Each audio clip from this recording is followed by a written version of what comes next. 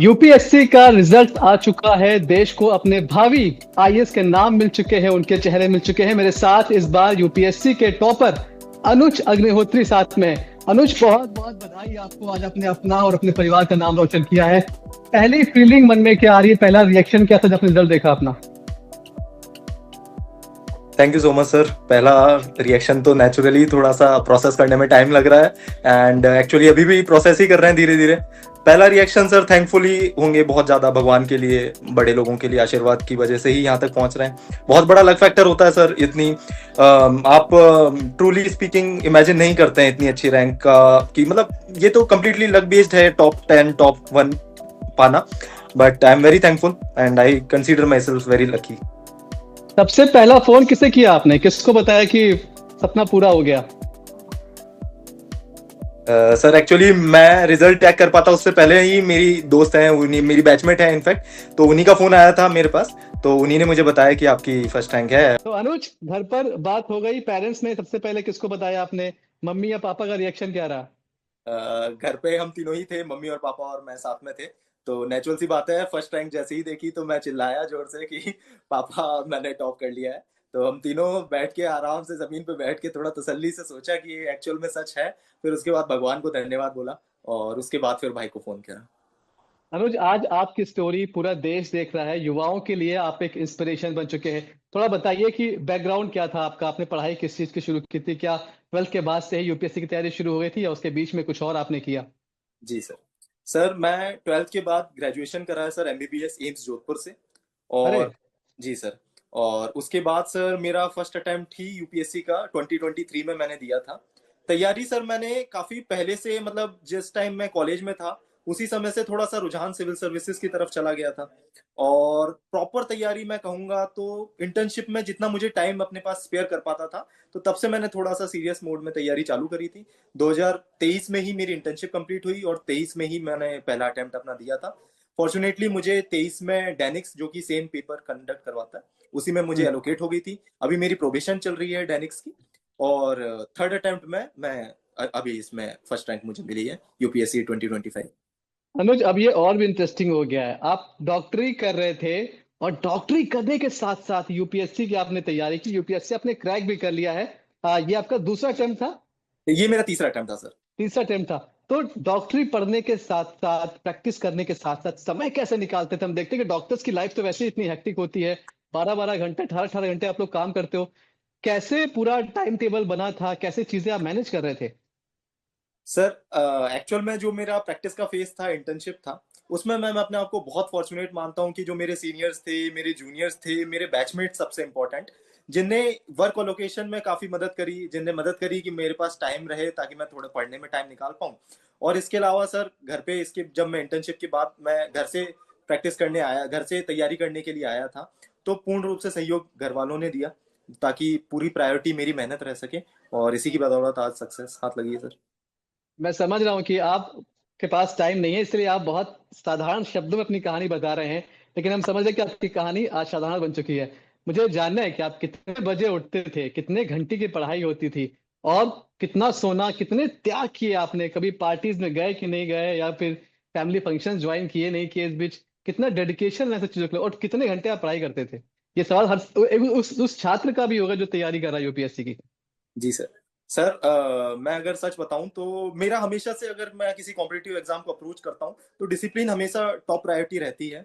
तो अगर मैं अपने फर्स्ट अटेम्प्ट की बताऊं, जो कि मैं बहुत सीरियसली दिया था, जो कि एक्चुअल में मेरा फंडामेंटल्स को स्ट्रॉन्ग कर पाया, तो उस फर्स्ट अटेम्प्ट में मैंने डिसिप्लिन पे काफ़ी ज़्यादा फोकस करा था। एज सच, मतलब एक उठने का रूटीन फिक्स था, क्योंकि मैं सुबह 6 बजे उठना प्रेफर करता था और रात में 11 साढ़े 11 तक सो जाना प्रेफर करता था। घंटों का मैंने मतलब एक काउंट तो नहीं रखा, बट फिर भी अगर मैं सोचना चाहूँ तो तकरीबन एवरेज में 8 से 9 घंटे मैं पढ़ने का ट्राई करता था। बट सर ये कहानी पूरी तरह से फ्लिप हो जाती है, क्योंकि फर्स्ट अटेम्प्ट के बाद मैं सर्विसेज ज्वाइन कर ली थी मैंने। और हाँ। सर्विसेज ज्वाइन करने के बाद काफी डायनेमिक्स चेंज हो गए थे। तो उसमें फिर जो आप बात कर रहे हैं पार्टीज का, फन का, वो एंगल भी काफी ज्यादा इंक्लूड हो चुका था। तो वो जो थर्ड अटेम्प्ट जिसमें अभी मुझे फर्स्ट रैंक मिली है, तो वो एक आयरनी है कि फर्स्ट अटेम्प्ट मैंने सबसे ज्यादा डिसिप्लिन हार्डवर्क करा था। तो उसमें मुझे इतनी ज्यादा नहीं मिली थी, लेकिन इस अटेम्प्ट में जिसमें मैंने थोड़े से मजे भी इंक्लूड करे, जिसमें मेरे दोस्त भी ज्यादा थे, तो फॉर्चुनेट कहूंगा अपने आप को कि भगवान मेरे साथ रहे और इस अटेम्प्ट में मुझे ये मिला। तो मुझे लगता है कि फिर यहाँ पर एक सवाल बड़ा इंटरेस्टिंग हो जाता है कि वो क्या चीजें जो आपने मिस करी इस प्रिपरेशन के दौरान, और अब जब रिजल्ट पूरी तरीके से आपके पक्ष में है तो आप क्या वो चीजें करना चाहेंगे, चाहे वो घूमना हो या कुछ अच्छा खाना हो, क्या चीजें करना चाहेंगे? सर मैं किसी चीज को लेके ऐसे रिग्रेट नहीं करता कि मैं ऐसा इस फेज में कुछ ऐसा मिस करा, क्योंकि नेचुरल सी बात है, मुझे प्रिपेयर करना था तो मैंने अपने दोस्तों को पीछे छोड़ा, मैंने सोशल मीडिया को पीछे छोड़ा, पूर्ण रूप से बंद कर दिया, अपने आप को एक्सक्लूड कर दिया इन सब चीजों से। लेकिन at the very same time sir, मेरे पास एक बहुत अच्छा टाइम मिला अपने घर पे रहने का, अपने माँ बाप के साथ ज्यादा टाइम स्पेंड करने का। क्योंकि एक बार जब हम कॉलेज से निकलते हैं, नौकरी ज्वाइन कर लेते हैं, तो हमें टाइम बहुत कम मिल पाता है जिसमें इतना लंबे समय तक हम अपने माँ बाप के साथ रहें। तो वो एक समय मुझे मिला, तो उस चीज के लिए मैं सही बहुत बात ज्यादा है। थैंकफुल हूँ, ना कि मैं इस चीज को रिग्रेट करूं कि मैं कुछ मिस करा मैंने। माँ बाप का आपने जिक्र किया, वाकई उनका सीना भी आज गर्व से काफी चौड़ा होगा। कहाँ से आप आते हैं, क्या नाम है आपके पेरेंट्स का? जब का नाम का नाम भी लेना चाहिए ऑन कैमरा। और क्या करते हैं वो लोग? फैमिली के बारे में कुछ बताएं, अपने शहर के बारे में कुछ बताएं। जी सर, मैं रावत भाटा में रहता हूँ, जो कि एक बहुत छोटा सा टाउन है, कोटा के पास पड़ता है, राजस्थान में। मेरे पिताजी, चूंकि रावत भाटा फेमस ही न्यूक्लियर पावर प्लांट के लिए है, तो मेरे जी। पिताजी वहां पे ही एम्प्लॉय हैं। और मेरे पिताजी का नाम श्री कृष्ण बिहारी अग्निहोत्री है। और मेरी माताजी एक गृहिणी है, उनका नाम मंजू अग्निहोत्री है। मेरा एक बड़ा भाई है, अंशुल अग्निहोत्री, वो प्राइवेट कंपनी में भी काम कर रहे हैं। जिस जिस वक्त पर आपने यूपीएससी क्लियर किया है वो जंजीस का दौर उसे कहते हैं। आपके लिए ये अनुभव कैसा रहा? और आप जानते हैं कि एडमिनिस्ट्रेशन में भी आपको अब नई चीजें, बहुत कुछ मिलने वाला है। क्या आपको सोशल मीडिया ने, क्योंकि जंजीस सीधे कनेक्ट था सोशल मीडिया से, आपकी यूपीएससी की तैयारी में क्या सोशल मीडिया का कोई रोल था? सर मैंने सोशल मीडिया के लिए एक सोशल मीडिया ऐप जरूर मैंने डिलीट नहीं करी थी, बाकी सारी डिलीट कर दी थी। मैं ट्विटर को जरूर फॉलो करता रहा, जो कि एक्स हाँ। अभी बन चुका है। तो मैं एक्स पे जरूर एक्टिव रहना पसंद पसंद करता था, क्योंकि उसमें करंट अफेयर्स और ये सब चीजें मिल जाती थी। अभी आपने कई जगह से कोचिंग की होगी, इंश्योर आईएएस से भी आपने जो है वहाँ पर इंटरव्यू शायद मॉक टेस्ट किए थे। जी उनके साथ, कोचिंग्स के साथ कैसा एक्सपीरियंस रहा आपका? सर, ये जो डिफरेंट कोचिंग से मैंने इंटरव्यू गाइडेंस प्रिपरेशन ली थी, जिसमें मॉक इंटरव्यू मैंने जाके दिया और उसमें हम्म। अलग अलग गाइडेंस मुझे मिली, तो उस चीज़ के लिए काफ़ी ज़्यादा कुछ कुछ रहता है हेल्पफुल। और इसी के साथ साथ बाकी चीज़ों की भी मैं थैंकफुल रहूंगा। काफ़ी दोस्तों ने हेल्प करी मुझे, जो कि अच्छे इनपुट्स दिए। तो कंप्लीट प्रोसेस रहता है सर। अब बड़ा सपना क्या है अनुज? अब आगे जाकर क्या करने वाला है? यूपीएससी तो क्रैक हो ही गया है, लेकिन वो कौन सी चीज जो आपने सोच रखी है कि ये मुझे अपने देश के लिए करनी है, उस शहर के लिए करनी है, उस जिले के लिए करनी है जहां आपकी पोस्टिंग होने वाली है? कुछ ऐसे प्लान्स या ऐसे सपने जो आपने सोच रखे हो? जी सर, बिल्कुल। जो कि हम सभी लोग जो एग्जाम ये देते हैं, एक अपने दिमाग में एक सपना लेकर आते हैं कि वो, मैं नेचुरली इसको एक अपने आंसर में भी हर बार बोलता था कि सिविल सर्विसेज मुझे एक प्लेटफॉर्म देगी इनिशिएटिव लेने का। कई बार जब हम सिविल सर्विसेज से बाहर रहते हैं, तो हमें एक हेल्पलेसनेस महसूस होती है कि हम कुछ अगर समाज के लिए करना भी चाहें, तो शायद हमारे पास उतने रिसोर्सेज नहीं है, चाहे उतनी पावर नहीं है, एक अथॉरिटी नहीं है, लेजिटिमेसी नहीं है, जो कि हम उस चीज को कर सके। तो सिविल सर्विसेज ये मुझे सब हम्म। प्रदान कर सकती है। और मैं इसी को उपयोग में लेते हुए आगे, मेरी प्रायोरिटी वैसे मैं कहना चाहूंगा, क्योंकि मैं एक हेल्थ बैकग्राउंड से आता, तो हेल्थी सोसाइटी और एक स्पोर्टिंग सोसाइटी की तरफ मैं प्रायोरिटी अपनी रखना चाहता हूँ। ठीक है। उन बच्चों के लिए कुछ टिप्स, और उन अपने साथियों के लिए क्या कहेंगे जो कहीं ना कहीं इस बार शायद थोड़ा सा चूक गए हैं? क्या कहना है उन दोनों लोगों के लिए, वो जो तैयारी कर रहे हैं और वो जिनकी तैयारी इस बार सफल नहीं हो पाई? सर मैं हमेशा कहना चाहूंगा कि एक ये पूरा प्रोसेस है, और प्रोसेस में उतार चढ़ाव आने ही आने हैं। शायद आज अगर मुझे सफलता नहीं मिलती, तो मैं अगली दिन से अपने अटेम्प्ट के नेक्स्ट अटेम्प्ट के लिए शायद तैयारी कर रहा होता। जरूर ये चीज कहना बहुत टफ होता है। आज मैं सिलेक्ट हो गया हूँ, इसलिए मुझे काफी आसान लग रहा है। लेकिन जिन लोगों को सफलता नहीं मिलती है, और इसी में मेरे कई दोस्त भी हैं जिनने मेरे साथ तैयारी करी, उनमें से कुछ लोगों को नहीं हो पाया, कुछ का हुआ है। नेचुरली बहुत टफ होता है सर, बहुत हार्ड होता है इतने ग्रूसम प्रोसेस से निकलना, और ऐसा फेलियर फिर फेस करना। लेकिन सर ये चीज अगर हम फेस कर लेते हैं, इसको ग्रिट के साथ आगे बढ़ते हैं, तो नेचुरली हमें पूरी जिंदगी के लिए बहुत मोटिवेट करेगी ये। और इसी चीज को अपना मोटिवेशन बनाना चाहिए सर। इससे जुड़ा एक सवाल है कि जब आप तैयारी कर रहे होते हैं, आप कोई भी अगर कोई काम कर रहे होते हैं, एक मोमेंट आता है जो ब्रेक डाउन मोमेंट होता है, जहां लगता है कि नहीं हो पा रहा है अब। क्या अनुज की लाइफ में आज यूपीएससी के टॉपर की उस जर्नी में कोई ब्रेक डाउन मोमेंट आया था, और अगर आया था तो उससे फिर आप बाहर कैसे आए? सर नेचुरल सी बात है कि मैं इससे पहले 2 अटेम्प्ट दे चुका हूँ, और दोनों अटेम्प्ट में जब ये इस पीडीएफ को जिसमें फाइनल रिजल्ट आता है, इसे हम होली पीडीएफ कहते हैं एस्पिरेंट्स की भाषा में, तो उस होली पीडीएफ में अपना नाम देखना अपने आप में एक बहुत खुशी का अनुभव होता है। तो चूंकि मुझे फर्स्ट अटेम्प्ट में मुझे सर्विस एलोकेट तो हुई थी, लेकिन वो रिजर्व लिस्ट में एलोकेट हुई थी, जो कि कुछ चंद महीनों बाद आती है।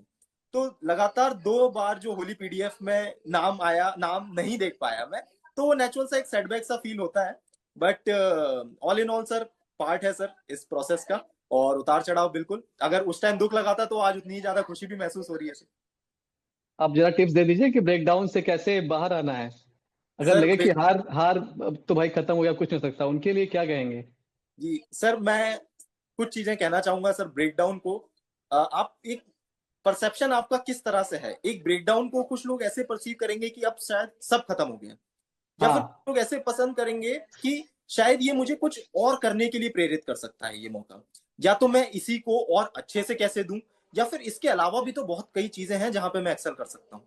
तो ये दोनों ही चीजों पे हमें सोचना चाहिए कि अगर मुझे यूपीएससी ही देना है आगे, तो यूपीएससी में भी और क्या चीजें मैं अच्छी कर सकता हूँ। और अगर किसी को लगता है कि यार यूपीएससी अब बहुत हुआ, इसके अलावा भी तो बहुत सी अच्छी चीजें हैं जहां पे मैं अपना मन लगा सकता हूँ, तो नेचुरली उसे एक्सप्लोर करना चाहिए। ठीक है, अपनी डॉक्टरी को मिस तो नहीं करेंगे आप? नहीं सर, अब बड़ा प्लेटफॉर्म मिल गया है, तो नेचुरल सी बात है, मैं उसे तो मिस नहीं करूंगा। बट मैं कहीं ना कहीं चाहूंगा कि मैं उसकी जो सीखी हुई चीजें हैं, खूबियां हैं, उसको मैं जरूर सिविल सर्विसेज में अपनाने की कोशिश करूंगा। ठीक है। कुछ बस मेरा आखिरी सवाल है, कुछ फिंगर टिप्स दे दीजिए, 4-5 ये जो मस्ट है कि ये आपको करना ही करना है। आप किसी सिचुएशन में हो, आप कोई भी काम कर रहे हो, क्योंकि बहुत सारे ऐसे लोग हैं जो कि वर्किंग हैं, इंजीनियरिंग करके आए हैं, बड़ी एमएनसीज में काम कर रहे हैं, और वो भी तैयारी करते हैं यूपीएससी के लिए। तो उनके लिए कुछ फिंगर टिप्स दे दीजिए। सर हमें यूपीएससी का सबसे पहले, क्योंकि एक बहुत लंबा प्रोसेस होता है, तो सबसे पहले constant border line motivation maintain करने के लिए हमारे दिमाग में क्लैरिटी होनी चाहिए कि हमें यूपीएससी करना क्यों है। क्योंकि वही एक मोटिवेशन है जो आपको लंबे टाइम तक आपको इग्नाइट करता रहेगा कि हाँ, आज भी मुझे करना है, कल भी मुझे करना है, क्योंकि मेहनत बहुत ज्यादा करनी पड़ेगी। तो इसलिए अगर वो आपके दिमाग में क्लैरिटी रहेगी कि मुझे क्यों करना है, तो वो सबसे ज्यादा सपोर्ट करेगा। सेकंड बात है सर, अगर हम अच्छी शेड्यूलिंग कर पाए कि हमें क्या चीज कब और कितनी हम्म। प्रायोरिटी पर करनी है, तो वो एक क्लैरिटी भी काफी हेल्प करती है मुझे लगता है। तो उसी के एस्पेक्ट में हम एक अच्छा रूटीन बना सकते हैं कि हमें क्या चीज प्रायोरिटी पे पहले सॉल्व करनी है, and depending upon the stages की प्रीलिम्स में हमें क्या फोकस करना है, मेंस में क्या, और सब्सिक्वेंटली इंटरव्यू में। ठीक है, मैं कुछ 3-4 फटाफट सवाल पूछूंगा। आप वो टाइम जब आप बहुत बोर हो जाते हैं तो आपका फेवरेट फूड क्या होता है जो आपको रिचार्ज कर देता है? सर मैं कहूंगा आलू की चाट। आलू की। आपकी favourite movie? Favourite movie sir, अभी रिसेंटली धुरंधर मैंने देखी थी, तो धुरंधर ही दिमाग में चल रही है sir. Favourite star? Favourite star? हाँ। सर मैं बहुत बड़ा एमएस धोनी का फैन हूँ। अच्छा। ठीक है। और कौन सी चीज आप करना पसंद करते हैं जब आपको रिफ्रेश होना होता है? सर मैं गाने सुनना पसंद करता हूँ, कुछ फिजिकल एक्टिविटीज में इंडल्ज करना पसंद करता हूँ, और नेचुरल सा मेरे अंदर एक वो रहता है कि मैं लोगों से बात करूं, और लोगों से बात हाँ। करूं, कुछ ना कुछ नया सीखने को मिलता है। तो फ्री टाइम में मैं यही करने की कोशिश करता हूँ। तो हमारे आईएएस टॉपर का फेवरेट गाना कौन सा है? सर मैं ये प्रिपेयर करके जाता था कि अगर मुझसे यूपीएससी इंटरव्यू में ये चीज पूछी गई तो मैं क्या बोलूंगा, तो उसके लिए मैं सोच रखा था कि मुझको भी लिफ्ट करा दे, ये मेरा फेवरेट गाना गा दीजिए फिर 2 लाइन। है। ऐसे वैसों को दिया है, ऐरे गैरों को दिया है, मुझको भी तो लिफ्ट करा दे, थोड़ी सी तो लिफ्ट करा दे। लिफ्ट करा दिया ईश्वर ने। और बहुत बहुत शुक्रिया आपका हमसे जुड़ने के लिए, बहुत ढेर सारी बधाई आपको, आपके घर वालों को, आपके माता पिता को। और वाकई आज आपने हम सबका, इस पूरे समाज का, इस पूरे देश का, अपने घर खानदान का नाम रोशन किया है। हम आपको आगे के लिए बहुत सारी शुभकामनाएं देते हैं और उम्मीद करते हैं कि आप इतने अच्छे काम करेंगे एक आईएएस के रूप में कि हम बार बार आपका इंटरव्यू करने के लिए आएंगे। बहुत थैंक शुक्रिया Anuj. Thank you so much sir, thank you, thank धन्यवाद। You, thank you.